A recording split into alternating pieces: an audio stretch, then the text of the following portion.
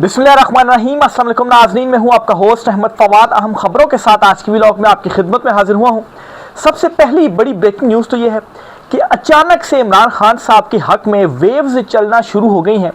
जिस तरह से 9 मई के बाद पीटीआई के रहनुमाओं ने वक्तन फ़वक्तन आकर प्रेस कॉन्फ्रेंसिस कर पीटीआई से अलहदगी का ऐलान किया था, इसी तरह से अब तमाम सियासी जमातें जो हैं उनमें से कुछ वक्तन फ़वक्तन सामने आकर इस बात का इकरार कर रही हैं कि इमरान खान साहब के अगेंस्ट जो अदम एतमाद लाई गई है वो असल में नहीं लानी चाहिए थी, वो एक जुर्म था, हमसे गुनाह हुआ और इमरान खान के खिलाफ हम इस्तेमाल हुए। ये माजरा क्या है, अचानक से ये तब्दीली कैसे, अहम तरीन तफसीलात आपके साथ शेयर करूंगा।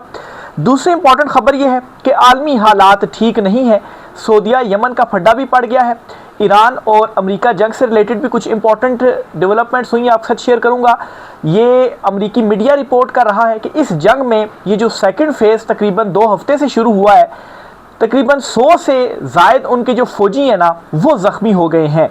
कुछ इंपॉर्टेंट डिटेल्स आपके साथ में शेयर करूंगा कि तेल की प्राइसेस ऊपर जा रही हैं और ऊपर से पाकिस्तान में आज जो पेट्रोल पंप्स हैं उन्होंने मालकान ने ये पंप्स बंद करने का आज रात 12 बजे से ऐलान कर दिया है। तो अगर पेट्रोल पंप्स बंद हो जाते हैं पूरे पाकिस्तान में तो फिर बाकी निज़ाम कैसे चलेगा, इस पर कुछ इंपॉर्टेंट डिटेल्स आपके साथ शेयर करूंगा। अगस्त में एक बड़ा इतिहाद जो है वो बनने जा रहा है और ये इतिहाद एक बड़ी तहरीक चलाने जा रहा है और ये इतिहाद होगा पीटीआई, मौलाना फजल रहमान और फिर आज़ाद कश्मीर में जो इस वक्त अवामी एक्शन कमेटी जिसे कालादम करार दिया गया है उसको भी आप साथ इस तरह से मिला लें कि वो भी अपने मुतालबात से पीछे हटने के लिए तैयार नहीं है। 1.5 महीने से वो एहतजाज कर रहे हैं और कल से उनका लॉन्ग मार्च शुरू होगा और आज़ाद कश्मीर के जो इंतखाबात हैं वो भी खटाई में पड़ते हुए नज़र इस वक्त आ रहे हैं। इसमें भी कुछ इंपॉर्टेंट डिटेल्स आपसे शेयर करूँगा। इमरान खान साहब से एक मरतबा फिर से रब्ता किया गया है। 3 ऑफर्स इमरान खान साहब के सामने रखी गई हैं। ये 3 ऑफर्स क्या हैं, इस पर कुछ इंपॉर्टेंट डिटेल्स हैं, वो भी आपके साथ में शेयर करूँगा। और आखिर में आपको ये भी बताऊँगा कि बिलावल जरदारी ने एक स्टेटमेंट दी है जिसमें वो ये कहते हैं कि इमरान खान साहब से ज़्यादा सख्त जो जेलें हैं वो उनके बाप या उनके जो नाना हैं उनकी जानिब से काटी गई हैं। तो इमरान खान को तो कोई फांसी नहीं हुई, तो ये वो सवालिया अंदाज में बात जो है वो करते हैं कि इमरान खान ने क्या सख्त जेल काटी, उसे तो कोई फांसी नहीं हुई। तो इसका जवाब भी आज की व्लॉग में जो है वो मैं आपको दूंगा। पहली बड़ी खबर की जानिब नाज़रीन बढ़ते हैं और ख़बर यह है कि अचानक से इमरान खान के हक़ में वेव इस तरह से चलना शुरू हो चुकी है कि जिस तरह से 9 मई के बाद लोगों ने प्रेस कॉन्फ्रेंसेस करके पीटीआई से अलहदगी का ऐलान किया था, अब लोग स्टेटमेंट्स दे रहे हैं कि इमरान खान के अगेंस्ट जो अदम एतमाद लाया गया, जो उसकी हुकूमत गिराई गई, वो एक जुर्म था। सबसे पहले तो हाफिज़ साहब, हाफिज़ नईमुर रहमान जो कि जमाते इस्लामी के सरबराह हैं, उन्होंने जी एक वो खिताब कर रहे थे, उन्होंने कुछ गुफ्तगू की और अपनी उस गुफ्तगू में वो ये कहते हैं कि इमरान खान साहब की जो हुकूमत गिराई गई वो जुर्म था और सारा जो मुद्दा है वो किस पर डाला गया है, सियासी जमातों पर। नंबर 1 तो ये आप जहन में रखें।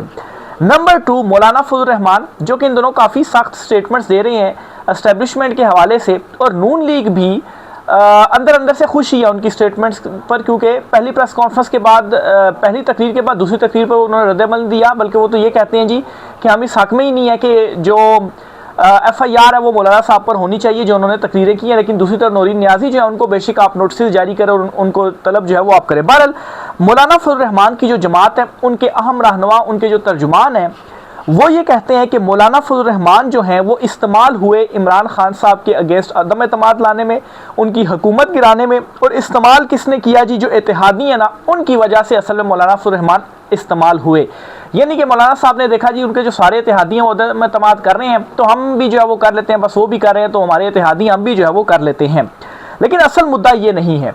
असल मुद्दा ये है कि एक तो अच्छा इस स्टेटमेंट के अंदर एक तो बड़ा इतराफ़ वो खुद कर रही हैं, इतराफ़ ये कि वाकई मौलाना फजल रहमान टिश्यू पेपर की तरह इस्तेमाल हुए हैं और मौलाना साहब को फिर बाद में टिश्यू पेपर की तरह जिस तरह से इस्तेमाल करके उसको फेंक दिया जाता है तो फेंक दिया गया। अब ज़ाहिर सी बात है हिस्सा तो फिर चाहिए था ना, वो नहीं दिया जा रहा। तो एक तो ये इसके अंदर वो खुद ही इतराफ़ करते हैं, कहा तो नहीं उन्होंने लेकिन इसमें इतराफ़ ही है ना, वो कहते हैं जी कि वो इस्तेमाल हुए, खुद उन्होंने इतराफ़ जो है वो कर लिया तो ज़ाहिर सी बात है टिश्यू पेपर की तरह ही फिर इस्तेमाल हुए ना। दूसरे नंबर पर मैं ये समझता हूँ कि मौलाना फजल रहमान की जानिब से इस वक्त जो स्टेटमेंट्स दी जा रही हैं और इसमें बहुत सारी जो थ्योरीज थी वो भी सामने आई, जिसमें एक ये था जी कि शायद नून लीग के कहने के ऊपर या नवाज शरीफ ने उनको एक्टिव किया जी आप मुजम्मत करें, हम भी मुजम्मत करते हैं, नून लीग की हुकूमत अगर फारिग हो जाएगी तो मरियम नवाज भी जो है वो मुजामती बन जाएंगी और मौलाना फजल रहमान को भी उन्होंने साथ मिला लिया। फिर ये भी थ्योरी थी कि कोई आलमी सतह पर भी इनको थपकी है। लेकिन अब एक और गुफ्तगू, एक और बात मौलाना साहब के हवाले से की जा रही है और वो ये है कि थपकी इनको ज़रूर है, क्योंकि थपकी ना होती ना तो अभी तक मौलाना फजल रहमान पर भी पर्चे हो जाते तो उनको भी अरेस्ट किया जा चुका होता, क्योंकि जो ताकतवर है ना, जो कुछ पीटीआई के साथ हो चुका है, इसके बाद कुछ भी अब लगता नहीं है कि कुछ भी नामुमकिन होगा उनके लिए गिरफ्तार वगैरह करना। तो मौलाना साहब के वजह से बेशक आप ये कहते हैं जी मौलाना साहब मुजम्मत नहीं कर पाएंगे, उनको गिरफ्तार करें, आए जिस हम JUI वाले कहते हैं ना, आए गिरफ्तार करें, मुकदमे करें। तो जब ताकतवरों ने एस्टेब्लिशमेंट ने फैसला कर लिया करना गिरफ्तार, तो मुकदमे करके वो अंदर कर देंगे। पीटीआई जो है उसके साथ क्या कुछ हो गया, उससे ज़्यादा तो स्ट्रेंथ नहीं है ना JUI फे के पास। बहरहाल जी एक तो मैं ये समझता हूँ कि पीछे थपकी ज़रूर है और दूसरे नंबर पर मैं ये समझता हूँ जी कि पाकिस्तान तहरीक इंसाफ को यहाँ पर मौलाना साहब जो है वो साथ मिलाना चाहते हैं। एक मुलाकात भी हुई है पीटीआई वालों के साथ मौलाना फजल रहमान के, उसमें फैसला किया गया कि जिन नुकात के ऊपर हम दोनों एग्री हैं, हम दोनों के वो नुकात सेम है, उन मामलात को हम आगे लेकर चलते हैं और उस पर हम जो मजम्मत है मिलकर वो शो करते हैं। तो मौलाना फजल रहमान यहाँ पर पीटीआई को साथ मिलाकर अपने लिए जो गुंजाइश है वो पैदा करना चाहते हैं। उनको ये मालूम है जी कि अवाम में पीटीआई के बगैर गुंजाइश पैदा नहीं की जा सकती। अगर उनके साथ मैं मिल जाता हूँ और फिर आगे जो इंतखाबात है आगे मैं चलकर बताता हूँ कि इमरान खान साहब को क्या जो ऑफर्स हैं 3 वो फिर से की गई हैं और क्यों मौलाना फजल रहमान को नज़र आ रहा है कि अब जो इलेक्शन हैं वो जल्द हो जाएंगे। तो जाहिर सी बात है कि इलेक्शन होते हैं तो पीटीआई के साथ अगर अभी हम मिलकर एहतजाज करते हैं, लॉन्ग मार्च करते हैं या मुजम्मत करते हैं तो हमारे लिए जो गुंजाइश है वो पब्लिक में इस तरह से पैदा हो सकेगी कि वो कहेंगे देखें मौलाना साहब भी तो आखिर में आकर पीटीआई के साथ मिल गए और उन्होंने भी ये मान लिया जी कि हम इस्तेमाल हो रहे हैं। अब अगर गलती मान रहा है तो फिर उसको जो है वो माफ़ कर देना चाहिए। बहरहाल जी एक और भी खबर आपको बताता चलूँ कि अगस्त में दमादम मस्त कलंदर होने जा रहा है।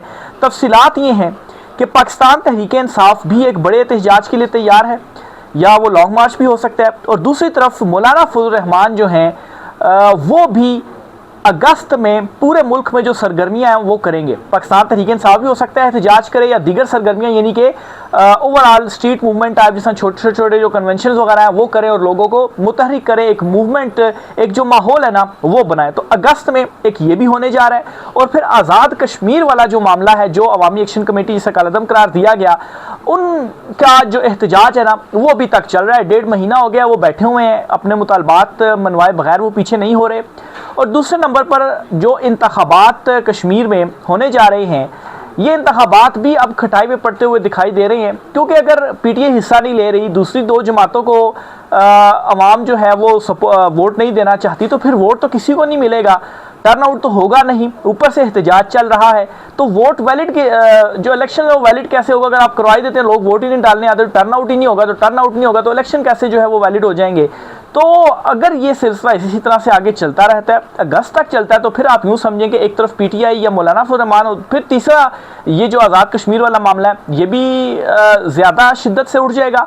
और फिर 22 तारीख का टाइम दिया गया था कि अगर हमारे साथ आपने मामला तय कर लिए तो ठीक है, नहीं तो 22 तारीख को अब हम जो लॉन्ग मार्च है ना वो निकालेंगे। और मौलाना फजल रहमान ने खुद इस बात का एतराफ़ भी किया है कि उनकी मेहरबानी है कि उन्होंने मेरे कहने के ऊपर इतना टाइम दे दिया, लेकिन हुकूमत वाले लगता ही नहीं है संजीदा है, वो करना ही नहीं चाहते मुज़ाकरात वगैरह। अब आप देखें कि जो है वो हुकूमत जो है जो 12 नशिस्तें हैं महाजरीन की, वो नशिस्तें वो कम करने के लिए तैयार नहीं है, जबकि दूसरी तरफ आज़ाद कश्मीर के जो लोग हैं, अवामी एक्शन कमेटी जो है वो इसी मुतालबे को लेकर बैठी हुई है, इसके बगैर हम नहीं जाएंगे। और अगर अभी उन्होंने 1.5 महीना वहाँ पर काट लिया है तो फिर इसका मतलब ये कि इतनी जल्दी वो पीछे नहीं होंगे, वो अपना जो ये मुतालबा है ना ये पूरा करवा कर ही छोड़ेंगे। आगे चलते हुए जी इमरान खान साहब के हवाले से आपको बताता चलूँ जी कि इतलात ये आ रही हैं कि अब भी इमरान खान साहब को 3 नई ऑफर्स जो हैं वो दी गई हैं। वैसे तो एजाजुल हक और दीगर भी कुछ लोगों ने कंफर्म किया कि अभी तक इमरान खान साहब से राब्ते हैं, डील के लिए जो कोशिशें हैं वो की जा रही हैं, इमरान खान साहब मान जाएं।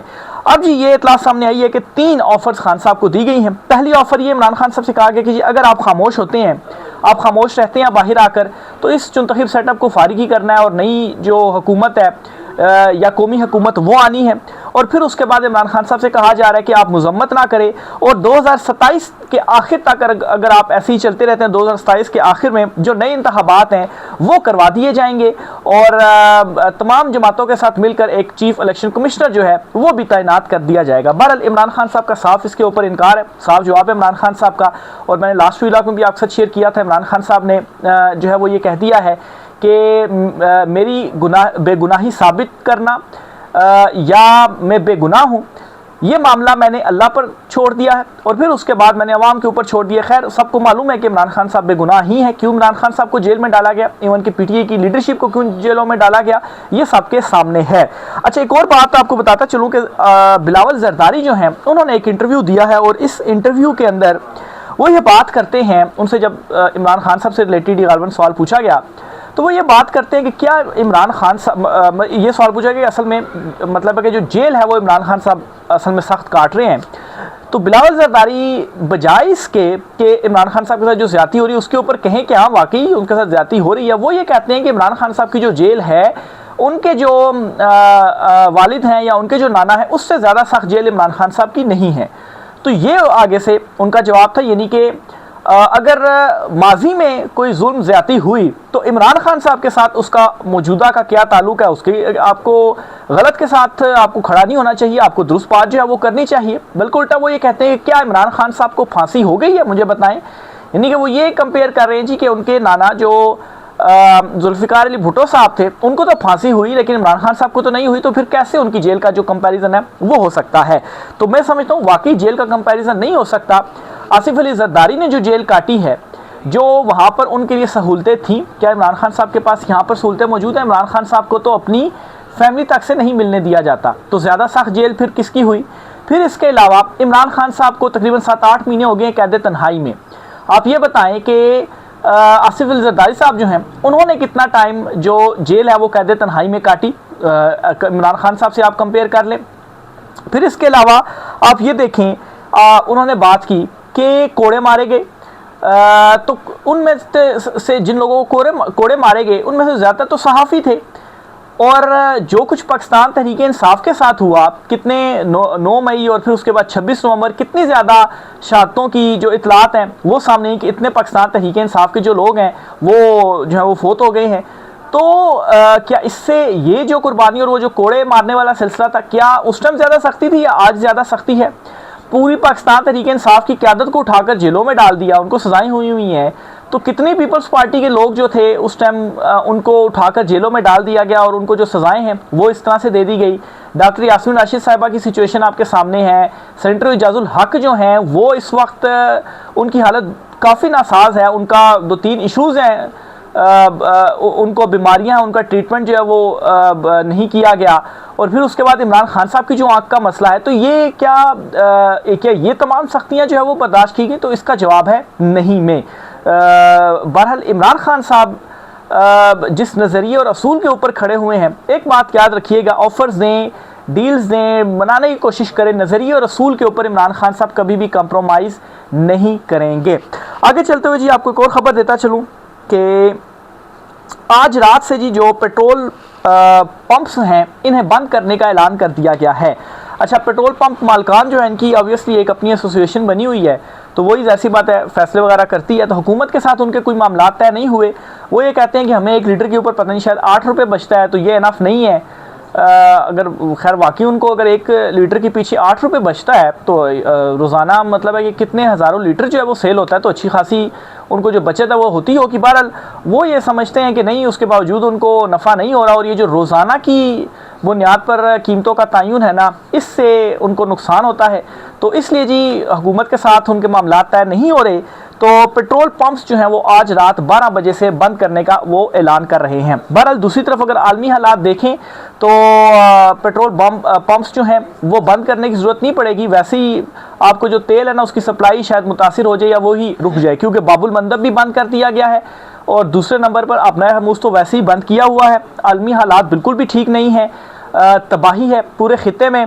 और ऊपर से सऊदीया और यमन जो है इनका भी जो फड्डा है वो शुरू हो चुका है, और ऊपर से मुसलसल जो तेल है ना वो महंगा होता जा रहा है। भाई अगर आप आज मतलब है 350 रुपये है पेट्रोल की कीमतें, तो ये मज़ीद अगर बढ़ती हैं, जिस तरह से आलमी हालात 700-800 रुपये हो जाती हैं, और इतनी हो जाएंगी जब तेल नहीं मिलेगा और बिल्कुल ही नहीं मिलेगा और बहुत ज़्यादा महंगा हो जाएगा, $200 फ़ी बैरल चला जाएगा, जो कि ईरान नहीं समझता कि ऐसे ही कंटिन्यू हुआ तो $200 फ़ी बैरल चला जाएगा, तो फिर तो यहाँ पर कीमतें आपको 1000 रुपये में भी शायद तेल जो पेट्रोल है वो ना मिले, तो किसने जो पेट्रोल है वो डलवाना है, तो फिर पंपों का तो कोई फ़ायदा ही नहीं होगा। बहरहाल कहने का मकसद ये है कि एक तो आलमी सतह पर जो हालात हैं, ऊपर से इंटरनली भी इस गवर्नमेंट के लिए ये इनकी जो नाअहलियाँ हैं, इनसे जो मामलात है ना वो संभल नहीं पा रहे।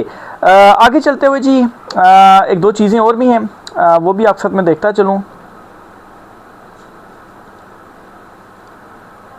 तो ये जी आज कुछ आम 3 तफसीलात थी, इस हवाले से मैं देखता हूँ जी मज़ीद जो भी डिटेल्स होती हैं आपके साथ में शेयर करता रहूँगा। राय का इज़हार कीजिएगा। आज की व्लॉग से इतना ही, इजाज़त दीजिए, अल्लाह हाफ़िज़।